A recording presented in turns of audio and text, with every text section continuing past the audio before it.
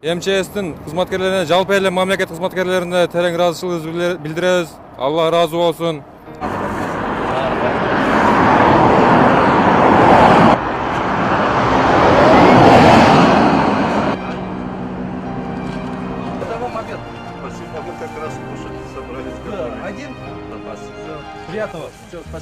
Рахмат большое нашим МЧСникам.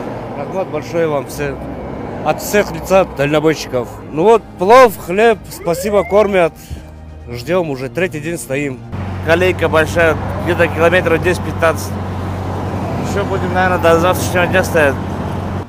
МЧС'те иштеп аткан кызматкерлерибизге баягы ондай кыйынчылык күндөрдү унутпай элибизди карап турганына биз деле ыраазыбыз. Рахмат. Баягы бул күндөр да өтөт. Буга да эме кылабыз да, баягы канимет кылабыз эми. Рахмат. Рахмат.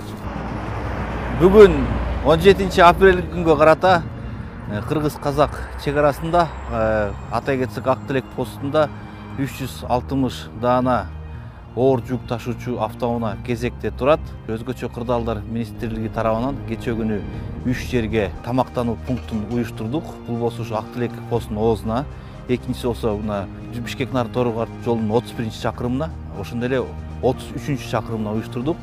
Бул жактын чатырларда болсо өздөрүнүн эмеректери менен, ич жактары менен ошондой эле титан менен камсызданган. Азыркы убакта болсо 420 адамга ысык тамак бердик. Бүгүнкү күнгө плов, эти менен нан, анан суу бердик.